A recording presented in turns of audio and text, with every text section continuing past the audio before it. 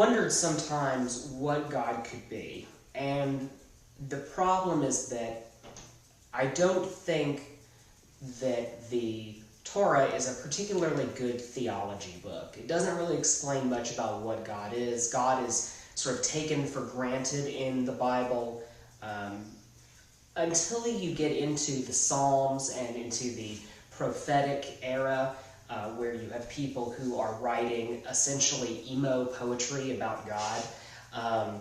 You really don't have anything to work from.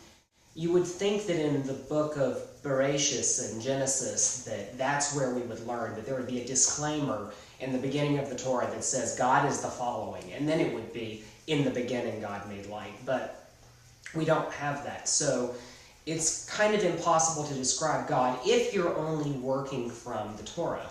Another way of looking at the sort of describing God and God's qualities would be, for me, that God is the creator, in the sense that there is a thumbprint on all of the things that exist in the universe. We're all made of the same building blocks.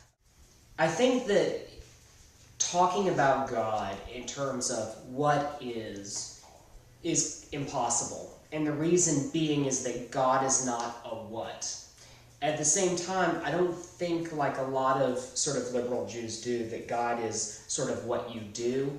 I think that that's a little bit of a cop-out, because then if God is just what I do, then does God mean that God is my food? Does that mean that God is, me playing with my dog? That doesn't really make any sense. So what I like to think in terms of is that God is an experience that is part of three things, and that's faith, rapture, and covenant. And that if you have those three ingredients, you are a religious person, whether you're Jewish or Christian or even a Buddhist for that matter. As long as you have those three components somehow in your life, that is the recipe for a religious person. And I think that God, for me at least, is the underpinning of those three qualities.